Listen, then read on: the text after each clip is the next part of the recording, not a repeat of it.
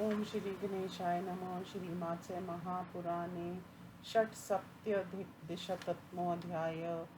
मत्स्योवाच अथात सम्प्रवक्ष्यामि ब्रह्माण्डविधिमुत्तमं यच्छ्रेष्ठं सर्वदानानां महापातकनाशनं पुण्यं दिनमथासाद्य तुलापुरुषदानवत् ऋतिव्रतवण्डमण्डपसंभारभूषणाच्छादनादिकं लोकेशावहानं कुर्यादधिवासनकं तथा कुर्याद्विंशफलादूर्ध्वमहासहस्रसहस्राच्च शाक्तित् कलशद्वयं संयुक्तं ब्रह्माण्डकाञ्चनं बुधादिग्गजाष्टकसंयुक्तं षड्वेदाङ्गसमन्वितं लोकपालाष्टकोपेतं मध्यस्थितचतुर्मुखं शिवाच्युतार्कशिखरमुमालक्ष्मीसमन्वितम्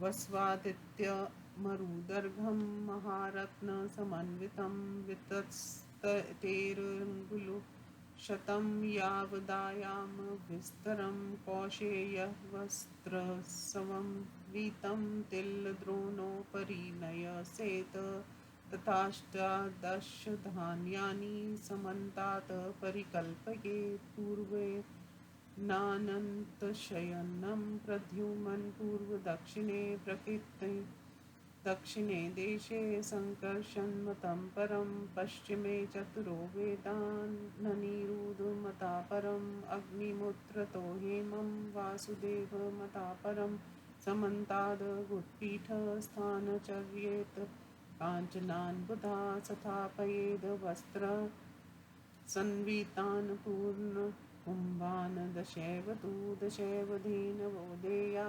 सहेमाम्बरदोहना पादुकोपान् हच्छत्र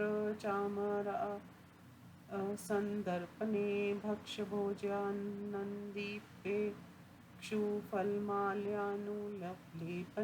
होमाविधासनान्ते च सनापितो वेदपुङ्गवे इमुच्चारयेन्मन्त्रत्रीकृत्वाथ प्रदक्षिणं नमोऽस्तु विक्षेक्ष्वर्विक्षधां जगत्सवित्रे भगवन्नमस्ते सप्तऋषिलोका मर्भूतलेशगर्भेण सार्ध वित्राभिर्वृक्षां ये दुःखितास्ते सुखिनो भवन्तु प्रयान्तु पापानि चराचराणां त्वद्दानशस्त्राहत पात्राणां ब्रह्माण्डदोषाप्रलयं व्रजन्तु एवं प्रन्नं मयामर्वीक्ष्य गर्भं दद्याद्विजेभ्योदश्चदा विभज्य भागद्वयं तत्र गुरु प्रकल्पय समं भज्येश मनुक्रमेण स्वल्पे च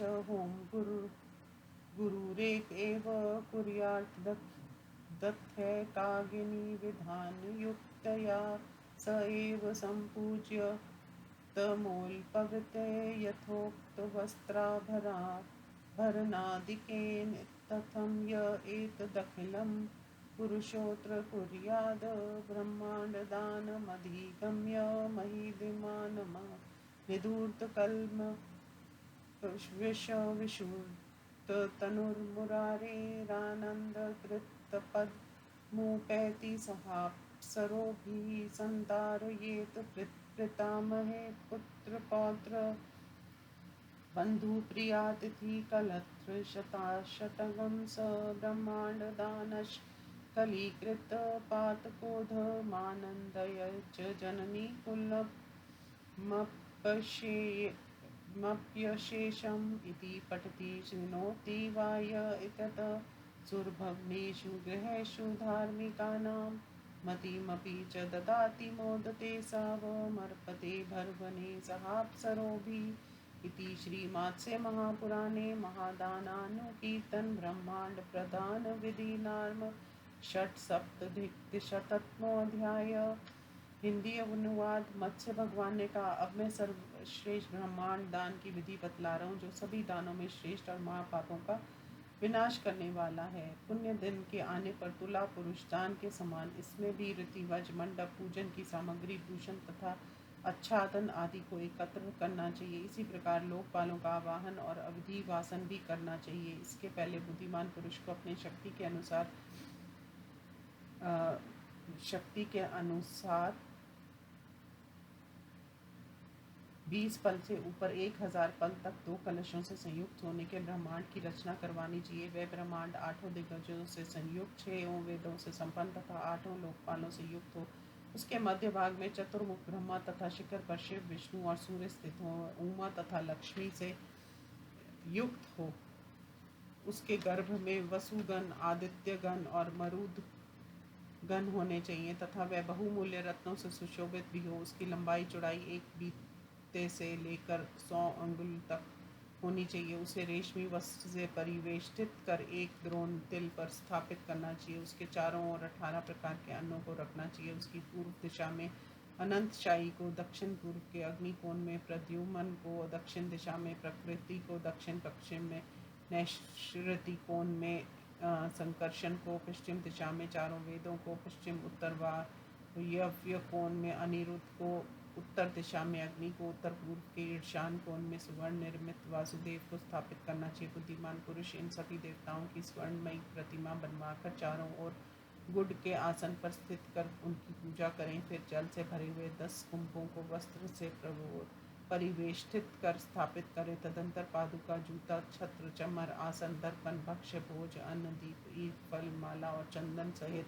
सुवर्ण वस्त्र और कांच दोहिनी के साथ 10 गायें दान कर देनी चाहिए। हवन एवं अधिवासन के समाप्त होने पर वेदज्ञ ब्राह्मणों द्वारा स्नान कराए जाने के बाद यजमान 3 बार प्रदक्षिणा कर इस मंत्र का उच्चारण करें। विश्वेश्वर, आपको नमस्कार है। विश्वधाम, आप जगत को उत्पन्न करने वाले हैं।